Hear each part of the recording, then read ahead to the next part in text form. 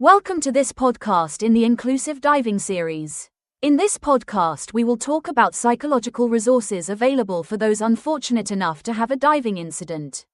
Dr. Laura Walton is a diving instructor and clinical psychologist based in the UK. Her website, Fit to Dive, has a mass of useful advice and resources. So let's get started. Ever had that kind of lingering feeling after a dive? Maybe you feel a bit off, or you keep replaying something, or maybe just hesitant about getting back in. If any of that sounds familiar, well, you're in the right place. Yeah, because we've been digging into this really insightful guide you shared with us, all about handling the mental side of diving incidents. That's right. The guide is called Help for Scuba Divers After a Diving Incident Accident. And we also looked at the Fit to Dive homepage, which complements it nicely. So our mission today really is to pull out the key takeaways from these. We want to understand how these incidents can affect us psychologically. And importantly, look at ways to cope, recover, and maybe approach future dives a bit differently, a bit more mindfully. Exactly. And this guide, it's written by Dr. Laura Walton. She's both a clinical psychologist and a diving instructor. Because she really gets it from both sides, Totally. And it's not just theory. There are real stories, real diver experiences in there, which makes it quite powerful. And the Fit to Dive site gives that broader picture on well-being for diverse mental, emotional, physical, the whole package. So what we want to do is cut through some of the noise, give you the core info, some practical tips, point you towards help. Make it feel a bit less overwhelming, basically. Okay, so let's start unpacking this. The guide kicks off talking about adverse events. Sounds a bit formal, maybe? Yeah, but it really just means, anything unexpected and undesirable that happens during a dive. Right, and that can cover a whole range of things, can it? It's not just about getting bent. Oh, absolutely. The guide lists quite a spectrum. It really shows how many different things can impact us mentally. So obviously physical injuries are in there, things like DCS, barotrauma, the usual suspects. Yes, those are included, but it goes much wider. Think about loss or fatality. God, yeah. Losing someone you're diving with, or even witnessing something fatal. Incredibly tough. Very tough. And then there are things like entrapment or entanglement, that feeling of being stuck underwater. Terrifying. And what about ascent or descent problems? Going up too fast or missing deco stops? Definitely. Those are significant stressors.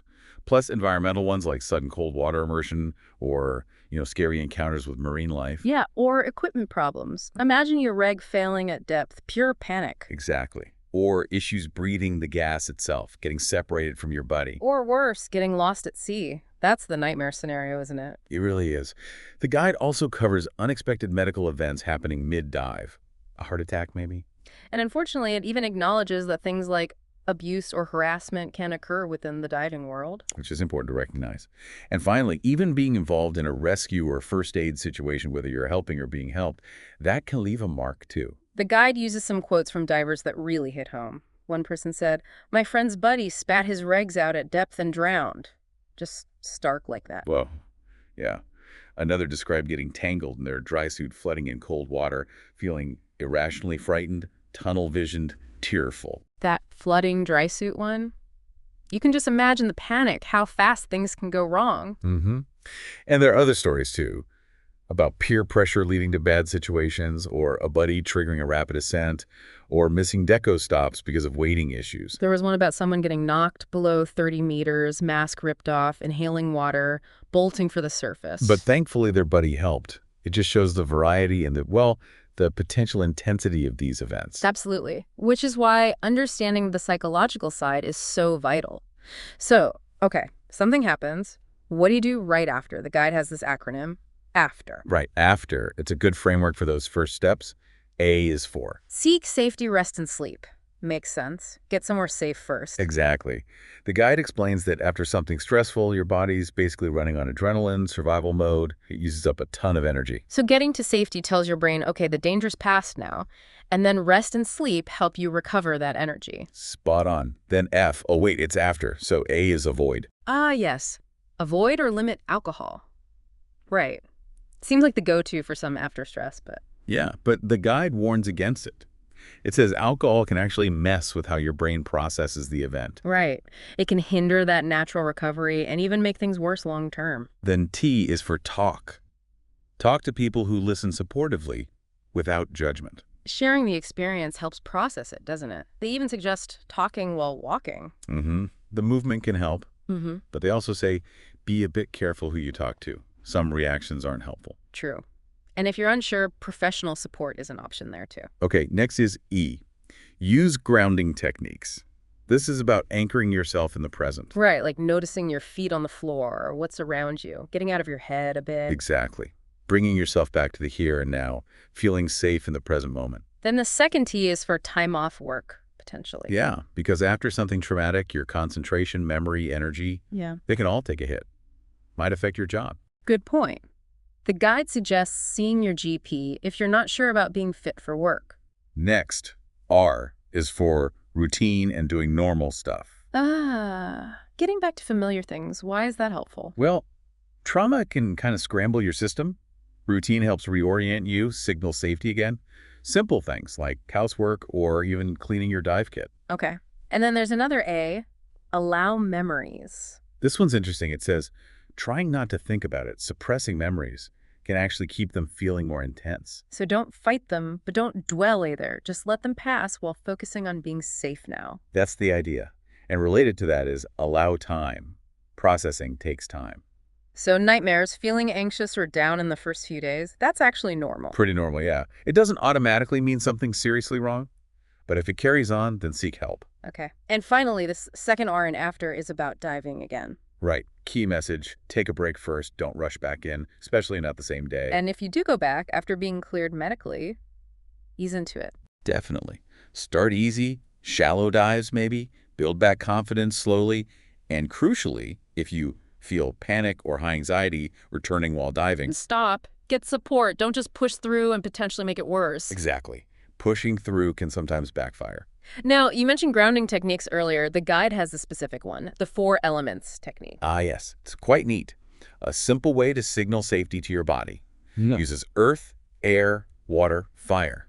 Okay, how does that work? Earth. Earth is about feeling your feet on the ground, noticing how your body's supported, maybe hold on to something solid, grounding yourself physically. Right. Air. Focus on your breath, just noticing the air coming in and going out. Simple breathing awareness. Water. Sip of water, maybe? Yeah, or even just noticing saliva in your mouth. That's a sign your rest and digest system is kicking in, a sign Yeah. of calming down. Okay. And fire. Sounds intense. Not literally. Okay. It's about connecting with warmth, maybe thinking of supportive people, or just noticing other things around you that feel okay or important, letting some light in, so to speak. That sounds like a really practical little tool to have in your pocket mentally. It does, yeah. Very accessible. Now, moving on from immediate actions, the guide talks a lot about community and support. Yeah, this is huge, isn't it? How your buddies, your club, react and support you can make a massive difference. Absolutely. That network is invaluable. Mm. But the guide also offers a word of caution about certain types of debriefing. Right. It mentioned that informal, trauma-focused debriefs aren't generally recommended in the UK anymore. Correct. The evidence for their benefit is limited, and there's even a potential risk they could make things worse for some people. So what's the alternative then? The preferred approach is called psychological first aid. It's less about digging into the trauma immediately and more about practical support. Like giving information on common reactions, self-care tips, and pointing people towards professional help if they need it. Exactly that, providing useful info and resources. But the guide does say that debriefing to learn from an incident to prevent it happening again, that's still valuable, right? Oh, definitely. A critical incident review for learning and safety improvement is different. That can be really helpful for everyone involved and the wider community. Good distinction. Okay, what about sleep? You mentioned nightmares earlier as being potentially normal initially. Yes, the guide explains that nightmares and flashbacks can be part of the brain's way of processing the event in the days or weeks after. Kind of like your brain's sorting through the files. Sort of, yeah. But if the same nightmare keeps happening over and over, That might mean the processing is stuck? that's the concern. And poor sleep, fear of sleep, it can become a vicious cycle. And since good sleep is so vital for recovery, Recurring nightmares can really get in the way. precisely. But the good news is the guide links to a page on the Fit to Dive site with tips for managing nightmares. Oh, that's useful. Could help even with general pre-dive anxiety dreams, maybe. Potentially, yes. Okay, so that leads naturally into seeking professional help, the HELP section. And the key message here seems to be don't hesitate to consider it, even if you weren't physically hurt. Absolutely. Whether you were the one involved, a rescuer, a bystander, Yeah. if you're not feeling right, seeking support is a good idea. The guide outlines a kind of general timeline for support. Self-help first, then maybe watchful waiting for about a month. And if things aren't improving, then psychological therapies are recommended. And a medication usually isn't the first step. Generally not for post-trauma issues, though it depends on the person. The main therapies recommended are trauma-focused CBT. Cognitive behavioral therapy, changing thought patterns. Right. And EMDR, eye movement desensitization and reprocessing, that helps process traumatic memories. And didn't it mention something about early EMDR being potentially preventative? Yeah, some emerging research suggests that getting EMDR quite soon after an incident might help stop more severe symptoms developing later on. Interesting stuff. Definitely one to watch. Now, accessing this therapy, in the UK, it can seem a bit complicated. It can feel that way. The guide breaks down the main routes. There's the NHS, usually via your GP. But specialist diving psychology isn't really available on the NHS, it says. Not currently, no. Then there's private health insurance, but you need to check your policy covers it. And sometimes you need a formal diagnosis like PTSD. Employee benefit schemes sometimes offer therapy access too. Worth checking. And then there's self-funding. More costly, obviously, but gives you more choice and faster access, often without needing a specific diagnosis. Which could be good if it's more about diving-specific anxiety or just wanting preventative support. Exactly. Lots of therapists offer online sessions now, too, which increases accessibility. Okay. Now, the guide moves into a really tough area. Coping when a diver dies. Yeah. It acknowledges that while diving's relatively safe, fatal incidents do happen, and the impact is huge. And how it affects you depends on, well, your connection to the person, what you experienced, your role. Right. If you knew the diver, you're likely dealing with bereavement, the whole process of adjusting to that loss. And bereavement brings grief. The guide mentions those common stages or feelings like denial, anger. Bargaining, depression, acceptance. Though it's often not linear like that. The key is that these feelings, however intense, are a natural response. It also talks about feelings of responsibility, especially if you were, say, the dive leader, or maybe guilt. Common feelings, yes. And witnessing a death, even of a stranger, is inherently traumatic. And because these deaths are often sudden, there are usually police investigations involved. Yes, the guide touches on that. It clarifies that needing therapy doesn't stop just because there's a legal process, though there are things to consider. More info on the website for that. And it lists support options for bereavement in the UK: GP, private counseling, the cruise helpline. Useful resources. It also makes an important point about loss and trauma often being intertwined in these situations. How so? Well, losing someone suddenly in an accident is traumatic, especially if you saw it or felt your own life was at risk. So you might be dealing with grief and trauma symptoms. Right, so they can get kind of locked together, making things more complex. Support is available for both aspects, though. Definitely. And it also addresses witnessing a fatal incident when you didn't know the person. You might still feel responsible somehow, or it triggers grief about other things. Exactly. Guilt, maybe survivor guilt, or it brings up past losses. Psychological first aid and operational debriefs can help there. Okay. Beyond loss of life or physical injury, the guide makes a really interesting point about other forms of loss after an incident. Yeah, this really broadened things out for me, too. It's not just the obvious things. Like losing physical function if you were injured, sure, but also loss of confidence in yourself or maybe in your buddy. Loss of that feeling of safety underwater. Changes in relationships within the diving community, or even at home. Feeling disconnected. And even losing kit, which might sound trivial, but it's not always trivial, is it? Especially if it's expensive or essential or has sentimental value, it's a valid loss. True. What else? Losing time off work, maybe changing your role in your club. And the big one for some, making the decision to stop diving altogether. That must be incredibly hard, especially if diving was a huge part of your life. It can be a massive loss of identity, community, everything. Yeah. The guide includes some really moving quotes about that. It also mentions specific diving injury impacts, like lingering worries about DCI or finding out you have a PFO or the after effects of IPO. All of which can cause significant emotional distress on top of the physical concerns. So, given all these potential impacts, what about returning to diving if someone wants to? It's a very personal decision. The guide stresses that. Lots of factors involved. But the absolute first step is medical fitness. Including mental fitness, right? Absolutely. That's crucial. And then it talks about triggers, how unprocessed stuff from the incident can suddenly pop up on a later dive. Like a sudden wave of anxiety that seems to come from nowhere. Exactly. And avoidance, trying not to think about it, not talk about it, that can actually get in the way of healing and returning safely. Because it can affect your overall well-being too. Sleep, mood, focus. All of that, which impacts your safety and judgment underwater. So the guide asks this great question, making it work or making it worse? Yeah. Is just pushing through immediately the best idea? Or could that risk making the trauma response worse? Compared to a more gradual, supported return, there's a quote about someone returning but with a much greater awareness, which sounds positive. It does. And while most people don't get full PTSD after a trauma, a fair few divers might show some symptoms. So what should people consider if they do want to return? Well, firstly, address any mental health stuff. Maybe get a skills refresher to boost confidence in the water. Communicate clearly with your buddy or guide about what you need, your limits. Definitely. Build confidence step by step. Start easy pool sessions, shallow, calm dives.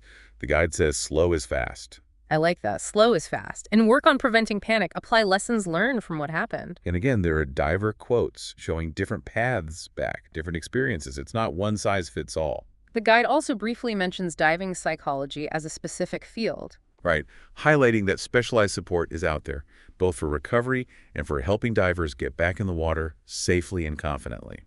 So, wrapping things up, the guide talks about recovery and resilience. Yeah, seeing recovery as this process, getting support, healing, processing, which then allows for reflection, learning, and change.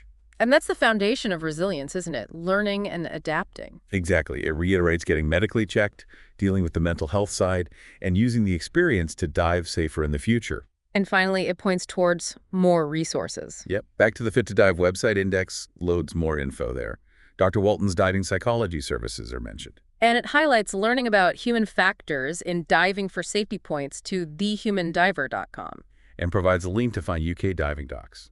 Really practical stuff. So yeah, summing up this deep dive, that guide, Help for Scuba Divers After a Diving Incident Accident, it really feels like an essential resource. It really does. Covers so much ground for supporting divers' mental and emotional well-being after things go wrong. Those initial steps, safety, time, grounding, feel key, and knowing when and how to get professional help. Absolutely. And the guidance on accessing therapy in the UK is really helpful too. And it tackles the really tough subjects like loss of a diver, but also those other, perhaps less obvious losses like confidence or even leaving the sport. It acknowledges the full spectrum of impact. And then offers that practical advice for thinking about returning to diving, emphasizing that slow, supported approach. And highlighting that specialized help, like diving psychology, exists if needed. It really hammers home that recovery is personal, isn't it? Everyone's journey is different. Totally. No single right way. But the resources are there. Definitely worth checking out the Fit to Dive site for more detail. Yeah, agreed. I guess the final thought is, well, it's one of hope, really. Diving incidents can happen. They can be deeply affecting. But understanding the psychological side, knowing how to look after yourself, and using the support available that can lead to healing. And maybe even becoming a more aware, more resilient diver in the long run. Well, that ends another podcast. We hope that if you are unlucky enough to be involved in a diving incident, then you are aware that you are not alone and that there are resources to help you. Next time we will be talking about the Scuba Trust, a UK charity that helps those with disabilities to learn to scuba dive. We hope that you will join us for this uplifting podcast. Until then, safe diving.